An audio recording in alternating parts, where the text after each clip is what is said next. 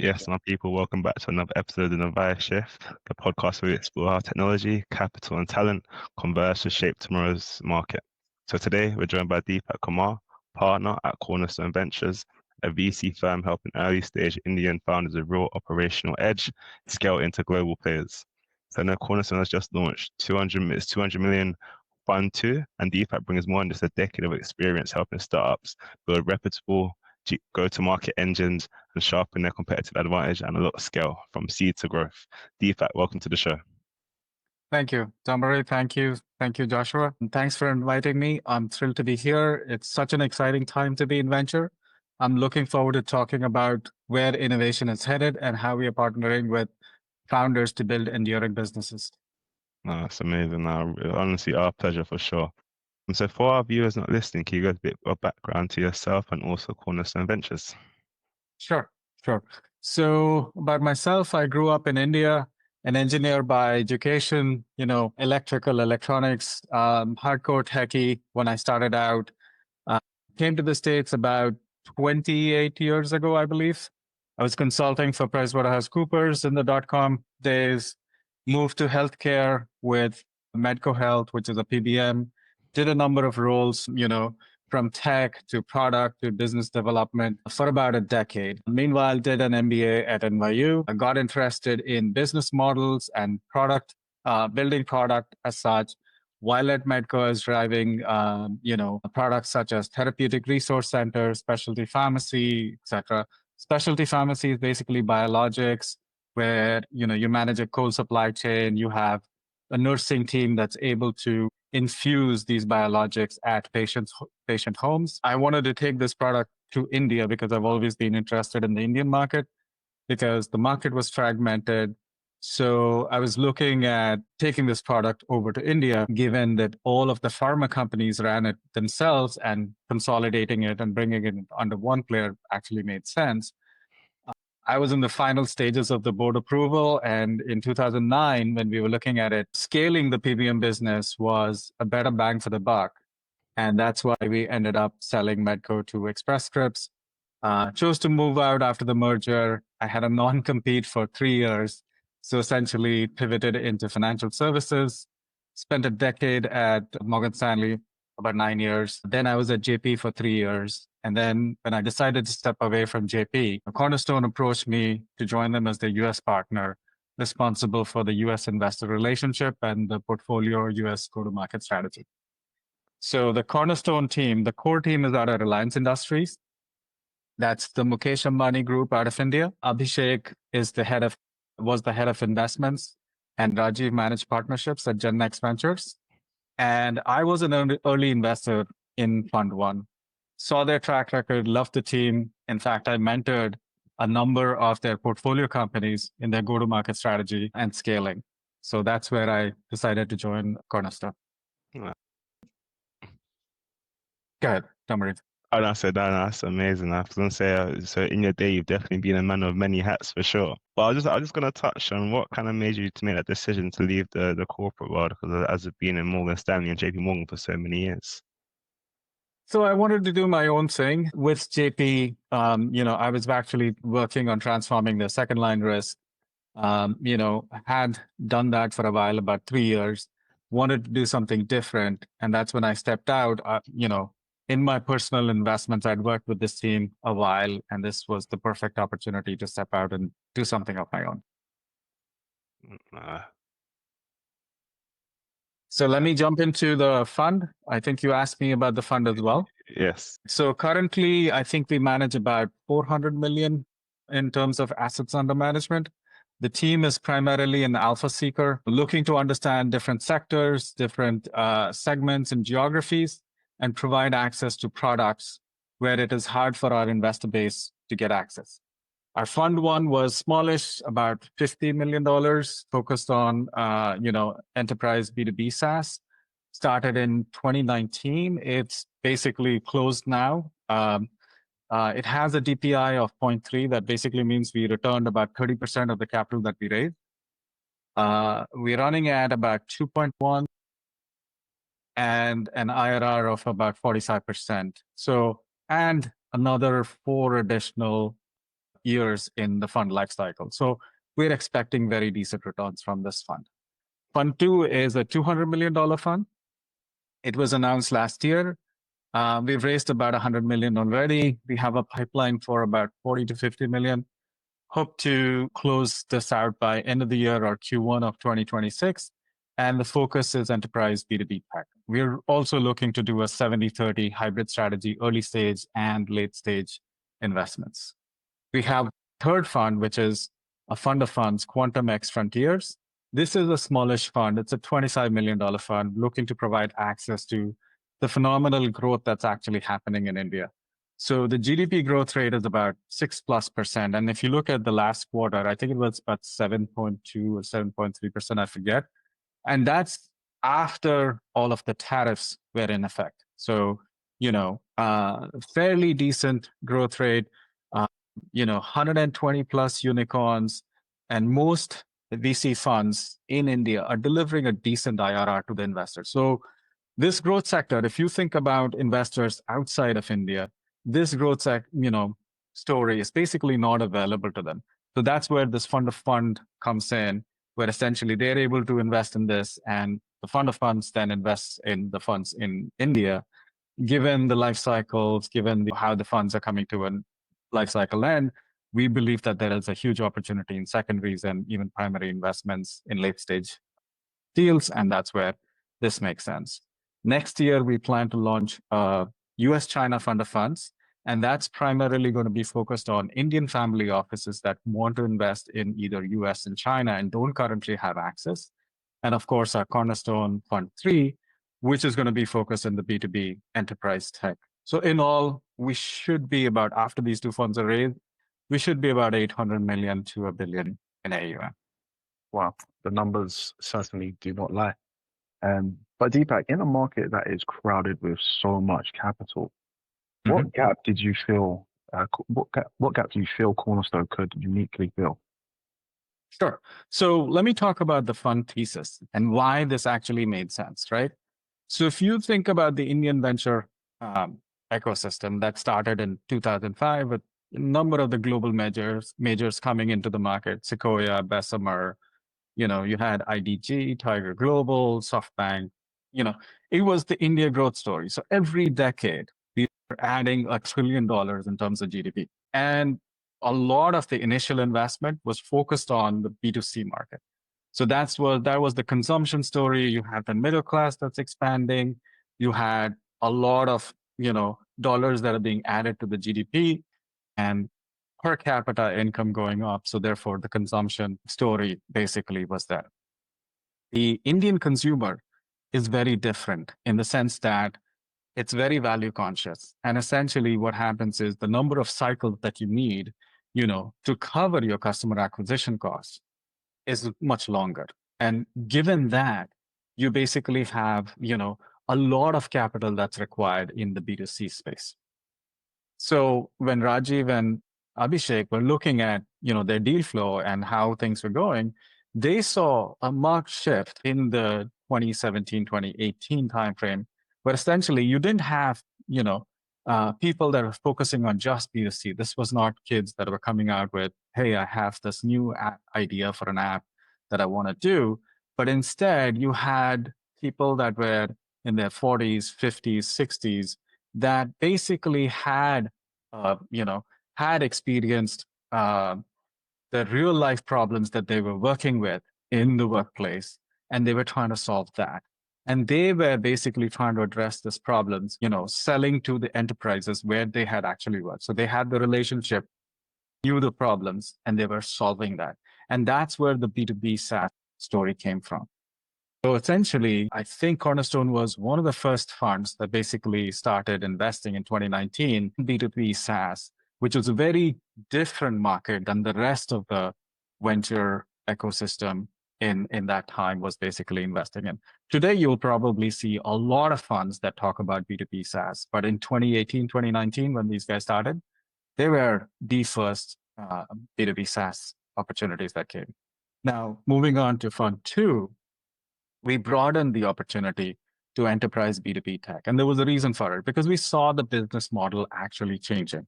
So what was happening was the founders that basically put out these products, they were not just satisfied with per user per month revenue that, they were satisfied with. They were creating so much value that they wanted a share of this value. And that's where we said, look, the way they can approach the market was to really carve out the value share instead of just a fast revenue. And that's where the enterprise B2B tech opportunity came from. And then obviously the fund of fund, Quantum X Frontiers, I'd already spoken about it. It's a $1 trillion growth in India every decade, right? You have a lot of other funds that are doing well. You have a rising middle class. You have a broader investment climate story. You have a healthy IPO market, both the main board, the SME board, where things are not as frozen as they are in the other markets. And, you still have the largest number of IPOs that are actually happening in India, not by value, but by count at least, right? And people are still able to take this into the public markets and so on. So that's a great, space where you have a lot of growth. You have an investor base outside of India that doesn't have access to that. And that's where the fund of funds story comes from. Does that answer your question, Joshua? Oh, Deepak, it does. And you took me on a journey, I must say. 100%. And I can imagine kind of when you initially started investing into B2B SaaS and other markets, the markets must have shifted massively in the last, that's 2019, so the last 6 years. I think in these sort of markets, things are changing so quickly. It's crazy. And now people are starting to actually see the trend. But you guys are definitely ahead of the curve for sure, I must say. Definitely. And one of the things that, our early investors were a lot of the tech entrepreneurs that basically had sold their companies, had abundant cash flows, understood the B2B SaaS space and saw the opportunity. And they invested in us in Fund 1 and then eventually doubled down with us on Fund 2 because they kind of understand the story. They see how the market's going and they believe in this. Yeah, no, that's amazing. I know in regards to Fund 2, you also did mention you guys do support early stage companies as well. So I kind of want to... So the early stage companies, so I'll give you an example of, what the 70-30 split is and how that plays out, right? So the early stage opportunities are the Series A, Series B opportunities where you're looking at B2B tech. You're basically somebody that's selling to enterprises, has $1 million in terms of ARR and is looking to scale up. And that's what we are looking at. We obviously have a proprietary framework that we basically put out there in terms of how we evaluate opportunities, where we think that there are moats that can be defended, why the business model works and doesn't work. And I can take you through that as well. That's, and what happens there is you have a lot of unicorns that are waiting to go to IPO. They have capability gaps. And so if you pick your investments correctly, and if you have the right portfolio companies, they're very good targets for acquisitions for all of these unicorns that are looking to get the right metrics, get into the IPO space, have a complete product, and so on. So we've had 2 exits where essentially 2 of our portfolio companies were, acquired by unicorns that were looking to go to IPO. And our 3rd exit basically was another company that was in the analytics space that was acquired by the IPG group in New York. That's very impressive. This is amazing. And I'm sure you definitely did provide a lot of input and gems. As you said, I know you have mentored a lot of the companies you actually worked with. So what sort of gaps do you feel that you kind of was able to fill when actually having these conversations with these companies? So, yeah, so we look at, we work with founders and we kind of examine the business models in terms of where they're operating, right? So essentially the way we look at it is we've basically classified business models into, say, a 4-layer stack, right? So what you have is you have, we don't invest in core AI or just deep plays, right?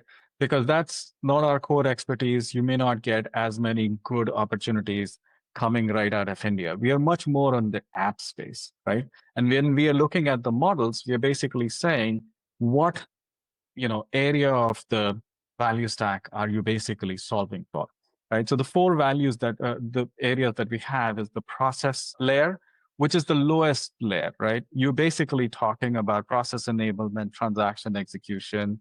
You're basically driving efficiency, you're streamlining workflows, you're ensuring smoother day-to-day operations. This is critical in terms of keeping business running, but this layer does not offer as much differentiation as such in terms of different, basically being insulated from, say, an AI product that comes along and tries to solve that flow as such. It offers very limited long-term competitive advantage as such. The layer above that is the business intelligence layer, where you're basically elevating the business process by embedding intelligence, enabling data-driven decision making. Companies in the space are able to harness data to generate not just actionable insights, but also optimize operations as well as uncover new revenue opportunities. And this is where raw data is basically transformed into meaningful narratives that basically shape strategy, guides resource allocation, improve customer engagement. And if you do this well, you move beyond just cost efficiency into being a true revenue driver, right? So whether you're predicting customer behavior, identifying new market opportunities, personalizing offerings at scale, and the example that I gave you, Intelligence Note, which was bought by IPG Group, basically belonged to that space where they were basically tracking like 1 billion SKUs, looking at competitive products. And if you were thinking of selling this particular product, say an iPhone 17 in a Dallas neighborhood, this analytics engine would give you, hey, here are the competitive products. Here are the promotions that you're basically running on this. Here is how, if you run this kind of a promotion on your product, this is how it's going to basically do. Here's the inventory of other competitor products in that geography as such, right? So you get insights at a much, much deeper level. And so what was attractive to, say, the IPG Group was basically having these analytics, given that they were already in the back foot in terms of the advertising space. The agencies were on the back foot with Google and Meta and so on. And so this was very, very useful, right? Similarly, we had another company, which was Bigzo, that was acquired by Shiprocket. And Shiprocket's the unicorn, and they were looking for that personalization, that, identifying the customer and so on. Had a company, Credit Nirvana, that was taken over by, acquired by Perfios. And they had, a solution to basically do collections and predict, defaults and things like that. And that was a capability that Perfios was looking for, and it became a perfect fit. So coming to the next layer in the value stack, value proposition stack, is the marketplace layer, right? This is where you basically have players that bring in customers and suppliers together. You create platforms that, basically enable seamless transactions. So the idea is that you own the relationship, right? Where you are enabling the discovery as well as the trust in these kinds of relationships. And so it's very difficult to kind of, remove you from the picture. And therefore, that's a very defensible moat, right? So essentially, supply and demand as they converge onto the same platform, companies generate very powerful network effects, right? You have the more participants that you have, the more valuable you actually become. And this, basically gives you a disproportionate, value share in the industry. So we have a number of companies that basically fall in this space. I mean, we have one that's Mystify that basically does airline tickets. It's able to connect into, GDSs. It's able to connect into low-cost airlines. It's basically a marketplace for airline tickets, and it enables OTAs to then be able to pick up supply from any of these suppliers. And given that they operate in different countries, they basically are able to analyze currency fluctuations and pass on some real benefits in terms of where you want to source it from, depending on the currency rates, and pass all of that to their customers. That becomes very sticky. That becomes defensible as such. The final layer on our value proposition stack is the product layer, which is at the top where you actually own the entire customer experience. And that is where AI actually becomes an enabler because you understand the entire customer experience, you kind of drive it, and it's very difficult to displace you out of that, right? This is where you basically are able to capture the entire value chain. I'll give you another example of another company that we have, Credilio, which started out with direct sales agents. You have these people that basically sell either financial products or credit cards out, say in India. And they started out with, 3,500 of these DSAs. They grew that to about 40,000 DSAs. And they, basically built the digital platform that, uh, enabled this. What that did was you had one DSA that had a relationship with one or two banks, now had access to 25 or more banks and more products that they could basically sell, right? And so essentially they enabled that. That was much more of the marketplace, model such. But what this company then did was, hey, we are seeing a lot of people that are basically getting declined in terms of not having the right credit scores and so on. So they had data that basically told them that, look, these are perfectly good customers.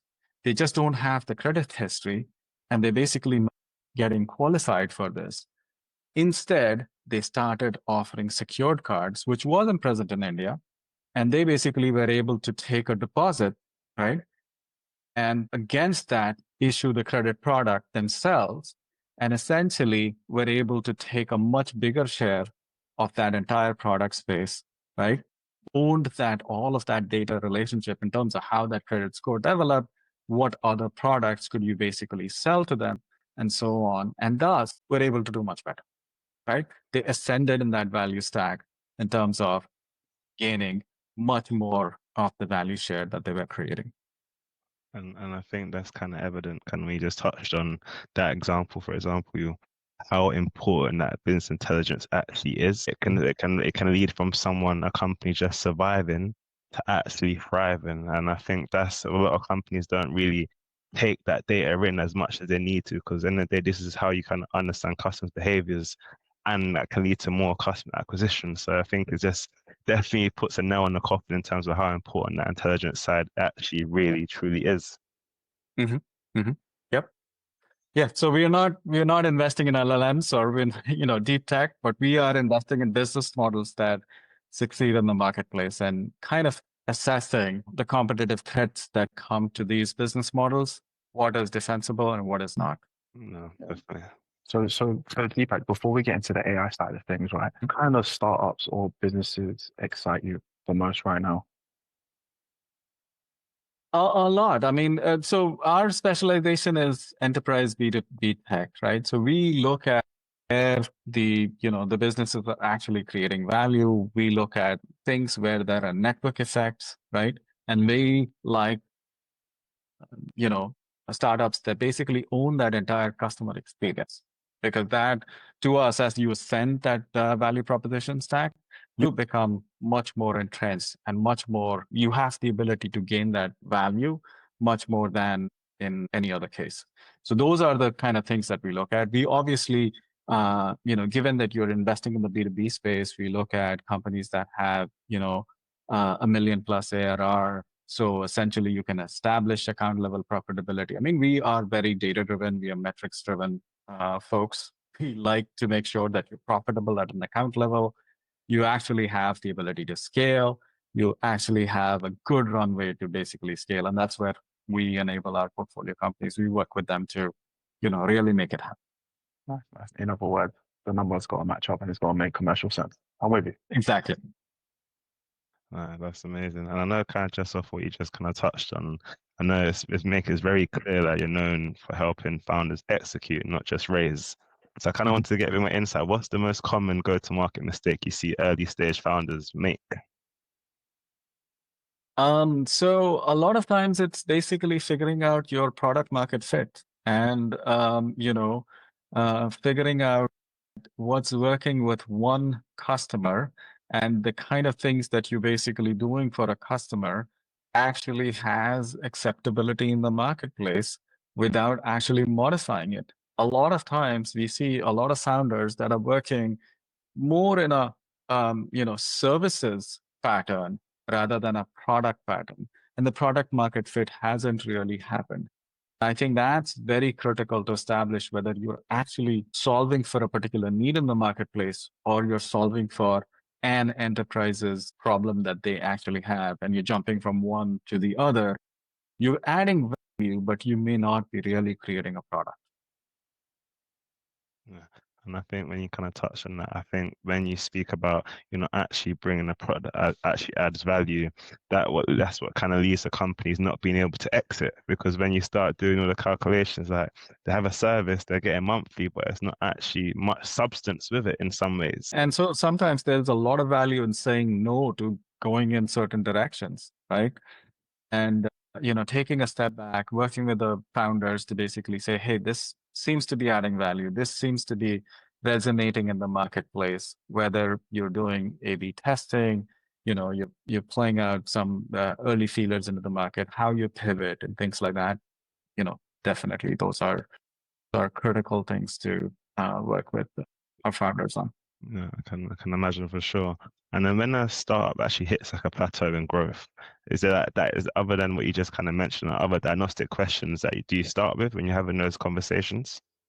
So we have a whole community that we basically set up. So let me just talk about some of the work that we do with our founders and with our enterprise partners as such, right? Which definitely helps in terms of when people hit the plateau and are looking for additional markets or industry segments and things like that. So we run two communities. One is the C1 community, which is our Cornerstone One community, which is a community of, I think it's about 300 plus founders that are there. And this is not just portfolio companies or founders that we've invested in, right? This is anybody that's come through, deals process. We've reviewed their business case and how they basically go on about doing things. They are invited into the C1 community, and they are, a part of that. And we have another one, which is the Enterprise One community, which is a, curated list of community of CXOs, global CXOs. I think we have 100 plus leaders that are engaged. And so these communities basically our C1 community, we provide innovation showcase series, we provide demo days and things like that, where we invite folks from the enterprise community to come in.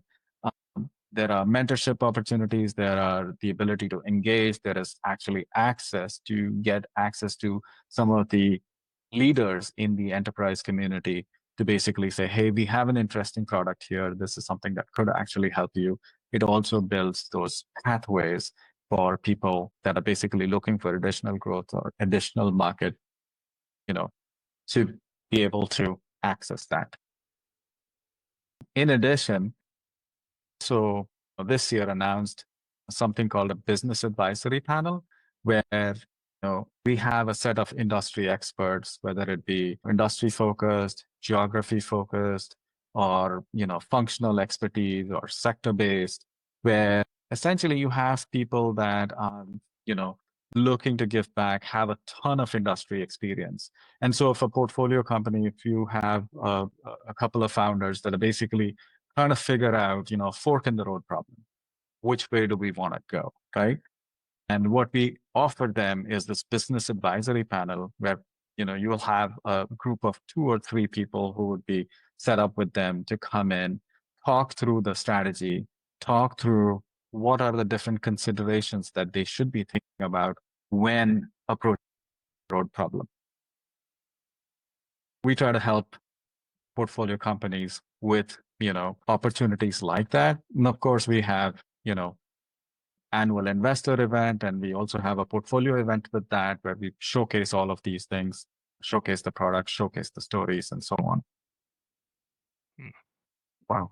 I was gonna say, Deepak, you're talking so much substance. I love it. I love it. It's amazing. But you probably would agree with me that artificial intelligence is in probably nearly every single pitch deck. Are Indian founders leveraging AI differently to Western corporate companies, you reckon? So I think, I mean, the things that we basically see, I wouldn't say that they're materially different as such, but what you see is a lot of people trying out a lot of different things. And what you see is, but I don't see that that is a differentiator. I think people everywhere are trying it out. What you see is it's a state of flux, and people are trying to figure out what's working, what's not working, fail fast, and adapt. And that's what's going to make you succeed.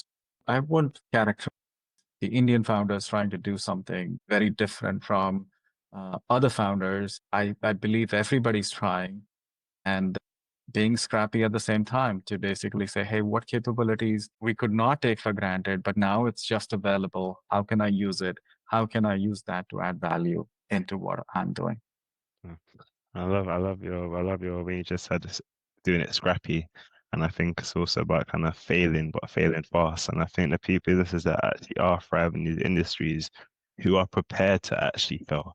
Because people think, okay, it's not ready yet, we've got to take our time. But you have to put a product out there, test it, see how people react, and get the feedback. And the feedback loops are so actually important to kind of say, okay, this isn't working. What's next? So I kind of want to, and I kind of get an insight. What's your actual current lens on AI native versus AI augmented startups? Uh, so we mostly invest in application-based startups, right? And that are basically leveraging AI to their advantage in terms of how they basically do, use cases or applications on top of it. We don't invest too much into, you know, uh, core developing AI models or doing LLM training and things like that. One from the amount or the capital that we provide, the amount of capital that's needed to say seed some of these really deep tech, deep AI, coming out with the next iteration of a trained model. It's hard to support that. And two, we think that there is much more opportunity in the application space, which is something that we understand much better.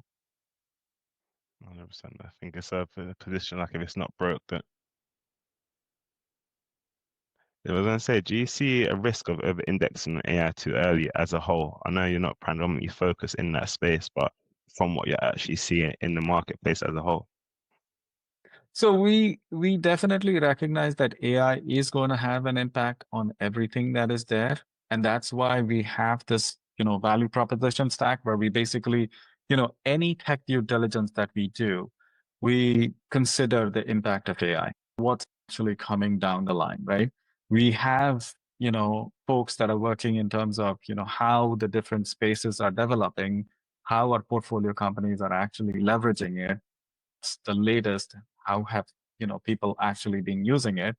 We are pretty bullish on the agentic AI space and the autonomous enterprise again, but we are very careful in terms of evaluating uh, uh, how that's really going to play out, whether the use cases that we are basically seeing that applies in the industry space where we see that getting applied. We don't like very generic agentic implementation.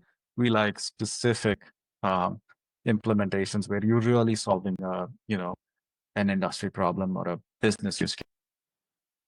Oh, nice. I always used tend to say to the guys whenever we are looking at, automation. Well, for example, if we're speaking to a business and we really do understand their bottlenecks, it's really important to just start with something that's, I would say, fairly simple, show a return, and then we, move on to something that's a little bit more complex, ensure land and expand.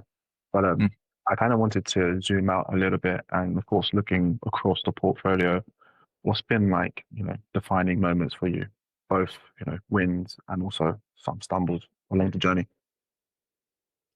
So to tell you the truth, I joined the fund fairly recently, right? I have been on the periphery. I was an investor in Fund One. So I haven't really been in the hand-to-hand combat of, how the team's been doing since 2019. But I can probably relate a few stories in terms of, participating in the IC meetings and things like that. Let's So, I mean, there are, one of the things that we do take a number of deals to our IC, that we like and things like that get approved. But eventually, when things change on the ground, there are lots of times when we, have pulled back with different material information and so on and so forth. So, you know, it is not an easy journey, because what you are basically looking at is you have information, but you do not have complete information, right? You have to make the decisions based on that. And it's not that once you have all of the data, the kind of conclusions that you've come to would always succeed. There is a lot of variables in the marketplace that are moving and, necessitate that you are pretty nimble in the way you basically operate. I mean, if you look at the macro environment, right, today, there are a number of, trends where, there's a broader push against globalization. There is a rise of protectionist policies. Investment committees are, basically turning into a home country focus, things like that. You have, higher and longer interest rates, which basically increases the cost of leverage.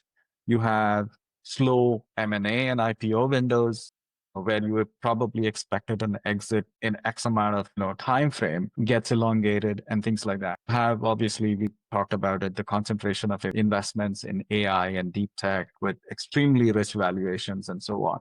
So given those sorts of uncertainties, and of course the other, the larger thing, which is a lot of times companies just like to stay in, play in the private markets and, don't yet want to go public, right? So given all of that, there are a lot of moving pieces in the decision making that you actually, when you're looking at opportunities, when you're looking at exit scenarios and things like that, that you'd have to consider. So, but one of the things that I will say is, generally back our founders in some of exit conversations where a founder's basically like, I think we can do more. Always back our founders to say, we are behind you. We like your story. We like where you're going. There's additional capital where we can double down. And we've been very successful with that. No, that's amazing. That's amazing. Because this was, yeah, which you've just said was going to tie into my next question, which is about, of course, giving that support and coaching companies. So my question was, how do you coach companies that are growing but not compounding fast enough? And that's where we have a series of advisors that, we can actually help our companies work with in terms of, ideating how the current plans are going, how the market is basically playing out, and whether it's product innovation, whether it's looking at a different geography or a market segment, right? How to pivot to basically get there. But one thing that I do want to caution is we are not the ones who are, driving the complete vision. We are standing behind the founder's vision. We can certainly give them ideas or resources in terms of helping them. It is the founder that really drives where they want to take it. So one of the things that we do not like doing is, while we have a perspective, also do not like backseat driving of saying, hey, you should be going there and you shouldn't be going there. At the end of the day, we, want to back the right founders with the vision of where they want to take it. That's amazing. Definitely makes sense for sure. And kind of wanted to touch on, last but not least, what are you most excited for with Cornerstone VC? What is the next year looking like for you? So the next year is pretty exciting. Like I said initially, I think we're looking to launch 2 additional funds. One is our marquee, the flagship Cornerstone Fund 3, which is going to be enterprise B2B tech, focused in on the India opportunities. That's a market that we definitely are very bullish on. We see that that's, really growing fast. And the second one is the US China Fund of Funds, because while in our fundraising journey, we've actually come across a number of family offices in India that basically do not have access to the same sets of investments, say in the US market or in the Chinese market as such.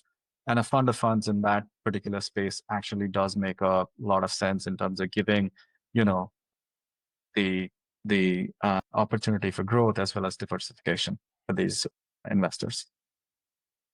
Amazing. I really do appreciate the insight, Deepak. And honestly, this has been a very, very rich conversation. You've given us a lot of clarity on what true founder edge actually looks like and how the right capital partner isn't just a check. It's actually a co-pilot to actually building an enduring business. So I really do appreciate your time today. Certainly. Perfect. Navvai and Joshua, thanks for the opportunity to join you. The future of venture is being shaped by bold founders and thoughtful capital, and I'm excited about the possibilities ahead. Likewise. And then for our viewers not too familiar, what's the best way for them to connect to learn more about Cornerstone Ventures?